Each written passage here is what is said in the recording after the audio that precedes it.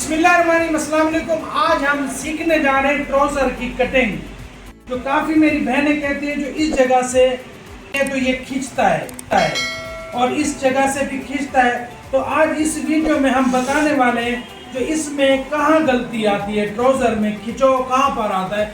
तो पूरी डिटेल वाली ये वीडियो है, इसमें जो है ना सब कुछ बताएंगे हम, जो ट्राउज़र की गलती कहाँ पर है और कैसे ट्राउज़र को कटना चाहिए और कैसे कटिंग कर रहे होते हैं ट्राउज़र।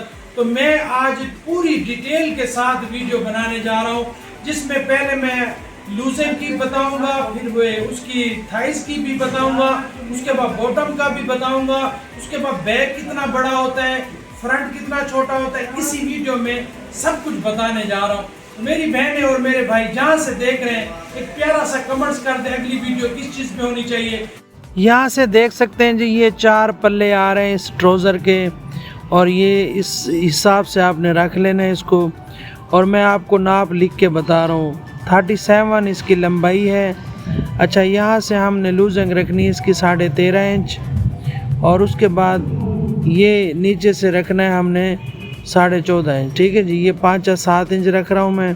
उसके बाद इसकी बैक की लूजिंग आएगी 16 इंच, और वहाँ से आएगी आपकी जो है ना 13.5 इंच, और ये साइड पे भी लिखा हुआ आ रहा है, ये देख सकते हैं।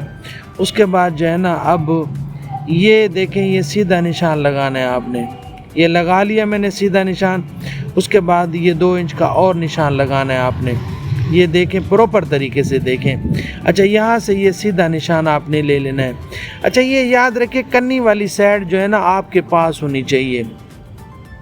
ये देखें, सीधा निशान ये लगा रहे हैं हम लोग। उसके बाद जो है ना आपने क्या करना है, इसकी प्रॉपर जो है ना यहाँ से ये देख सकते हैं, कन्नी वाली साइड में बता रहा हूँ आपको, और यहाँ से हमने लूजिंग रखनी है।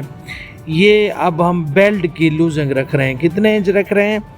इसकी हमने 13 इंच रखनी है यहाँ से। ठीक है जी, ये है हमारा आसन, थाइस भी बोलते हैं। सीधा आसन लंबाई रख रहे हैं हम 13 इंच। ठीक है, ये हो गया 13 इंच।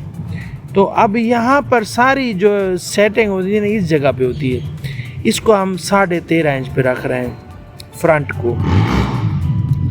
यहाँ से अब यही जगह है जो आपने ये सीधा लगा लेना है। इस जगह को समझ गए, ये हल्का सा, बिल्कुल हल्का सा, इसको गुलाई नहीं देनी। बाज़ टाइम लोग गुलाई देते हैं। अब आ जाते हैं लंबाई, 37 इंच लंबाई रखनी है हमने यहाँ से। ये देख लें, बेल्ट तैयार है।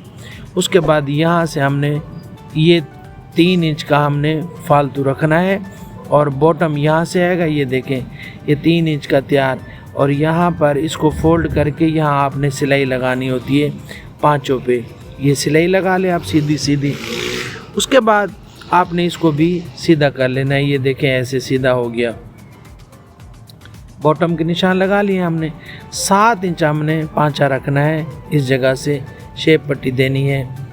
तो इस जगह पे ये 7 इंच पे आपने निशान लगा लेना है।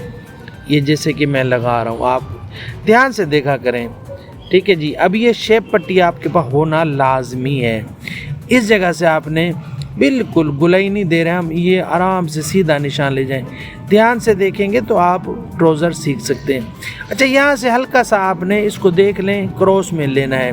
मैं आपको यहाँ से देखें कितना है, 7 इंच पूरा, और यहाँ से है 7.5 इंच। ये देखें, अब इसको आपने ऐसे शेप में काटना है, उसको भी आपने थोड़ा शेप में काटना है इस तरीके से जैसे ये है बराबर।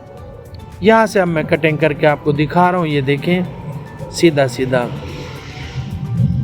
आपने इस तरीके से कटिंग कर लेना है। ये देखें, बहुत ही इजी, बहुत ही सिंपल। यहाँ हमने गुलाई नहीं देनी। ये गुलाई देंगे तो मसला वही आएगा जो झोल वाला है। झोल वाला सिस्टम यहाँ ख़त्म करना है हमने। ये कटिंग हो गई जी। अब बैक कैसे कटेगा इसकी भी आपको डिटेल में मैं बताऊँगा, बैक कैसे कटेगा बराबर। अब यहाँ से हमने सीधा काट लेना है। ये देखें, बिल्कुल ये हो गया इस तरीके से। ठीक है, अब मैं निशान लगा के दिखाऊंगा बैक का। ये भी आपने सीधा कटिंग कर लेना है इस तरीके से जैसा कि मैं काट रहा हूँ। आप बहुत इजी, बहुत ही सिंपल तरीके से आप इसको देख सकते हैं। मैं कटिंग कर रहा हूँ जो बराबर। ये हो गया। अब आ जाते हैं हम बैक के निशान लगा रहे हैं। यहाँ से बैक हमने 2 इंच, ये याद रखें, ये देख सकते हैं 2 इंच बैक बढ़ाओ। इसके बारे में डिटेल में कोई पूछना चाहे तो कमेंट्स में जवाब दूंगा, वीडियो में नहीं बता सकता। बहरहाल यहाँ से ये देखें, ये हमने इसको भी 2 इंच इससे बड़ा काटना है, ठीक है जी। ये देखें निशान लगा लिया मैंने।